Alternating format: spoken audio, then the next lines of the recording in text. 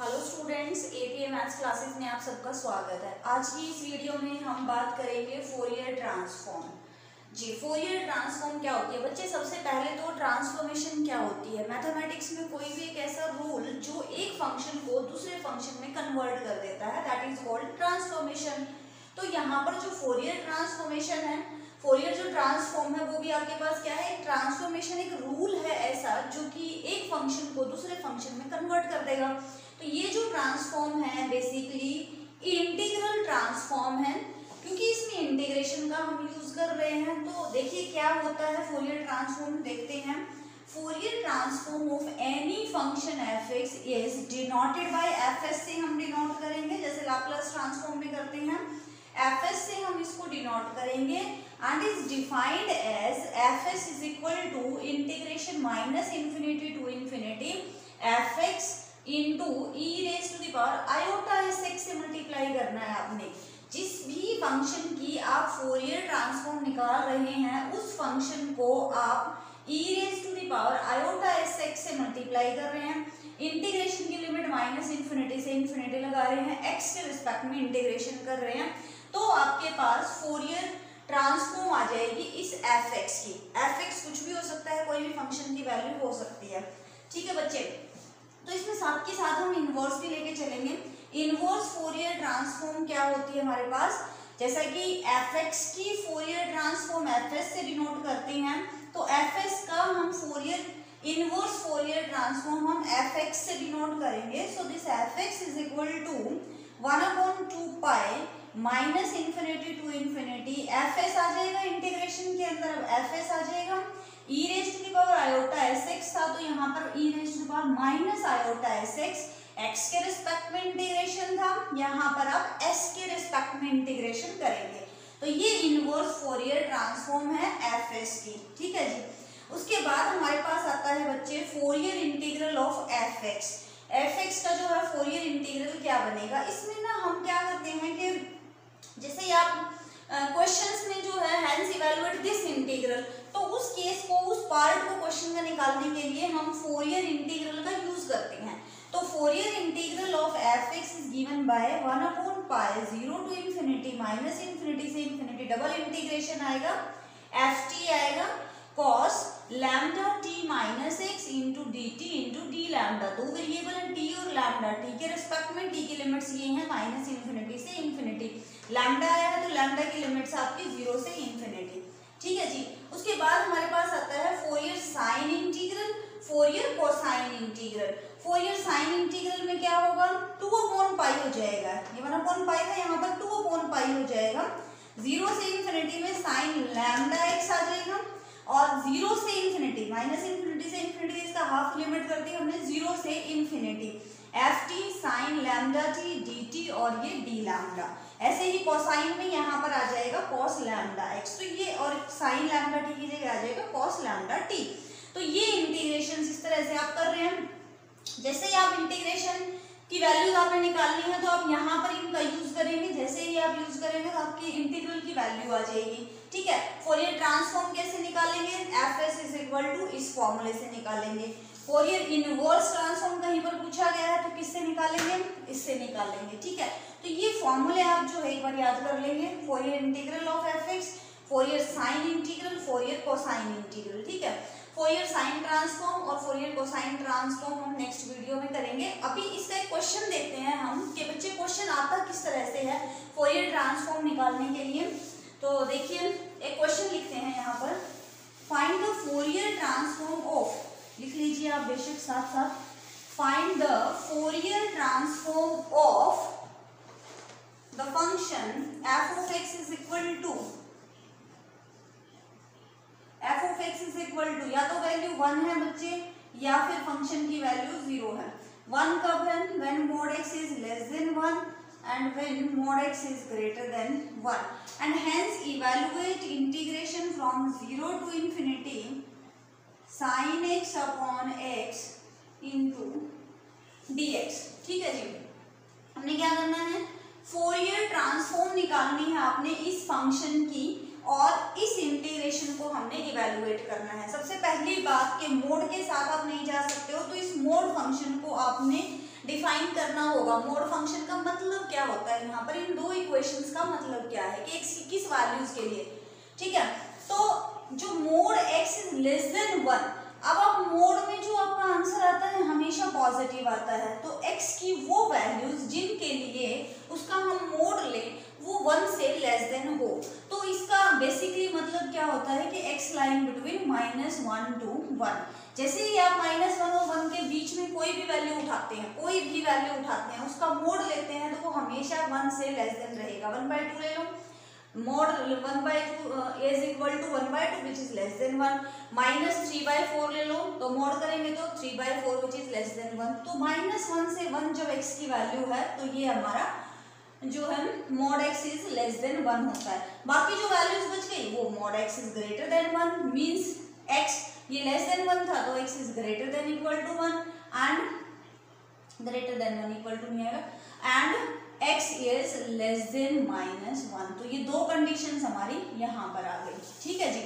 अब हमने क्या निकालना है बच्चे, इसकी फोरियर ट्रांसफॉर्म निकालनी है। तो फोरियर ट्रांसफॉर्म हमें पता है, Fourier transform of any function,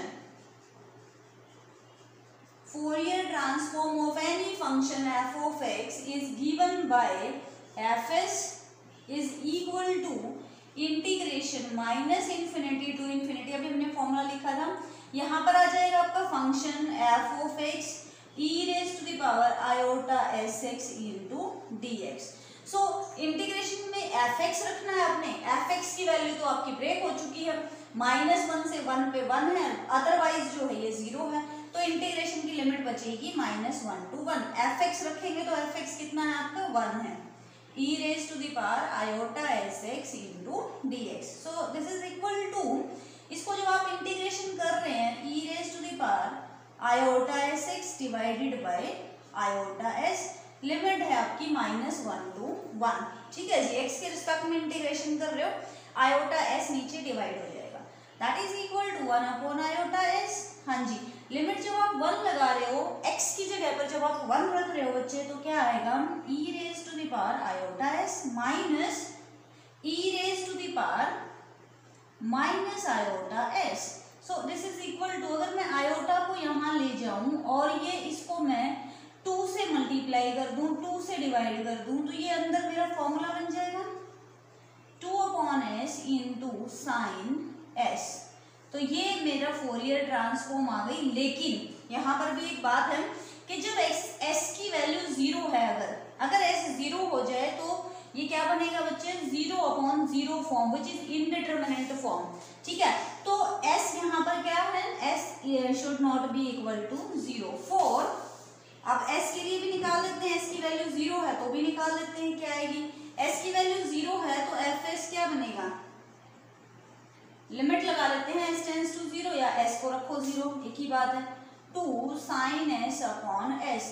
तो ये बनी आपकी इंडिटरमिनेंट फॉर्म। इंडिटरमिनेंट फॉर्म को आप कैसे सॉल्व करते हैं, एल हॉस्पिटल रूल लगाते हैं। एल हॉस्पिटल रूल क्या कहता है कि न्यूमरेटर का अलग से डेरिवेटिव कर दो और डिनोमिनेटर का अलग से डेरिवेटिव कर दो विद रिस्पेक्ट टू s।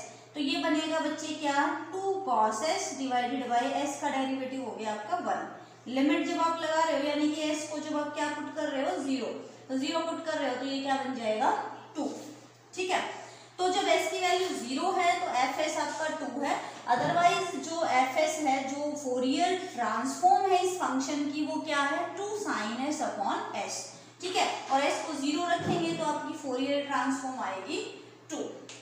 अब हमने क्या करना है, इसको इवैल्यूएट करना है, इस इंटीग्रेशन को हमने इवैल्यूएट करना है। अब आप देखिए यहाँ से इसको जब आप कंपेयर कर रहे हैं तो इंटीग्रेशन के अंदर बच्चे क्या आ रहा है आपका, इंटीग्रेशन के अंदर आपका जो है एक तरह से sine s upon s, constant का तो हमने कोई खास इफेक्ट पड़ना नहीं है, तो ये फंक्शन आपका आ रहा है इंटीग्रेशन के अंदर। इसका मतलब जो फोरियर जो ट्रांसफॉर्म आपने निकाली एफ एस वो इंटीग्रेशन के अंदर चला गया, it means inverse Fourier transform का हम यूज करेंगे। इनवर्स फोरियर ट्रांसफॉर्म में यहाँ पर एफ एस आता है ना इंटीग्रेशन के अंदर, वेरिएबल हम चेंज कर सकते हैं, इसकी जगह पर एक्स लिख सकते हैं बाद में। तो कैसे करेंगे इस क्वेश्चन को, देखिए इसको कैसे इवैल्यूएट करेंगे, ठीक है, देखते हैं।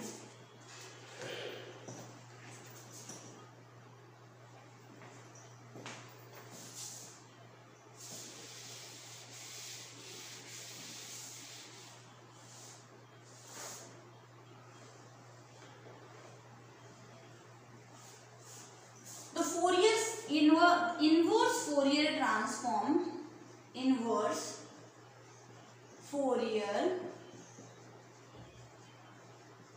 ट्रांसफॉर्म इज, कैसे डिफाइन कर रहे हैं, fx लिखते हैं हम, इंटीग्रेशन आपका आ जाता है बच्चे माइनस इन्फिनिटी से infinity, minus infinity to infinity, यहाँ fs आ जाता है, fs की वैल्यू है 2 sin s upon s into E raise to the power minus iota sx होता है, इंटू में आपका आता है, किसके रिस्पेक्ट में करते हो आप, इनवर्स में s के रिस्पेक्ट में इंटीग्रेशन करते हैं, ठीक है। तो इसमें जब हम इंटीग्रेशन कर रहे हैं s के रिस्पेक्ट, देखिए अगर मैं यहाँ पर x को 0 रख दूं तो मेरा ये इंटीग्रेशन आ जाएगा 2, मैं बाहर निकाल लेती हूँ, समझ रहे हो ना। जैसे ही मैंने यहाँ पर x को 0 रख दे अगर मैं इक्वेशन में, तो मेरा sin x अपॉन x मिलेगा ना आपको, s की जगह बाद में रिप्लेस कर लेंगे हम x को। Now put x is equal to 0, x को जैसे ही मैंने 0 रखा, यहाँ पर क्या बन गया मेरा f0 equal to minus infinity to infinity, 2 को मैंने बाहर लिख लिया, and this is sine s upon s। Integration को आपने इवैल्यूएट नहीं करना है, डायरेक्टली आपके पास वैल्यू आएगी विदाउट इवैल्यूएट। इसको जो आप ये वैल्यू आपको चाहिए तो ये 2 इधर आ जाएगा और f0 चाहिए आपको, f0 की वैल्यू मिल जाएगी आपको और 2 इधर आ जाएगा, तो ये इंटीग्रेशन यही तो है। तो x की वैल्यू जब 0 है तो f0 यानी कि fx क्या है आपके पास, -1 से 1 के बीच में अप्लाई करती है x की वैल्यू, 0 जो है -1 और 1 के बीच में है ना, तो जो आपका फंक्शन है वो क्या है, f0 की वैल्यू क्या है 1 है, तो यहाँ पर आप 1 लिख सकते हैं इक्वल टू 2 को भी मैंने यहाँ लिख देती हूँ मैं, minus infinity to infinity sine s upon s into ds। तो ये इंटीग्रेशन अब क्या है बच्चे, इवन, ये जो फंक्शन है आपका इवन है या आउट है, क्योंकि इंटीग्रेशन की लिमिट है मेरी 0 से इन्फिनिटी, क्योंकि इंटीग्रेशन की लिमिट है मेरी 0 से इन्फिनिटी, ठीक। और अच्छा फोरियर इनवर्स में 1/2 पाई भी आता है, भाई ध्यान रखें, फोरियर इनवर्स में 1/2 पाई भी आता है, ठीक है जी, ठीक है, बिल्कुल ठीक है। तो ये 2 पाई इधर आ जाएगा, 2 से 2 कैंसिल आउट हो गया। एक बात और करेंगे आपके, माइनस इन्फिनिटी से इन्फिनिटी है आपकी 0 से इन्फिनिटी, तो क्या रिजल्ट लगा सकते हैं हम, माइनस इन्फिनिटी से इन्फिनिटी कैसे हम इसको हटा सकते हैं, इवन और ऑड का कंसेप्ट लेके आते हैं। क्या है ये फंक्शन आपका, इवन है या ऑड है, ये फंक्शन तो हमारा इवन है, क्योंकि ये ऑड फंक्शन माइनस साइन यहाँ आएगा कैंसिल आउट हो जाएगा, दोनों मिलके क्या बन रहे हैं, ऑड इवन फंक्शन बन रहे हैं, ठीक है। तो फोरियर सीरीज में इवन ऑड के कॉन्सेप्ट के लिए मेरी वीडियो है, वो आप देख सकते हैं, इवन फंक्शन आप कैसे चेक करेंगे और ऑड फंक्शन आप कैसे चेक करेंगे।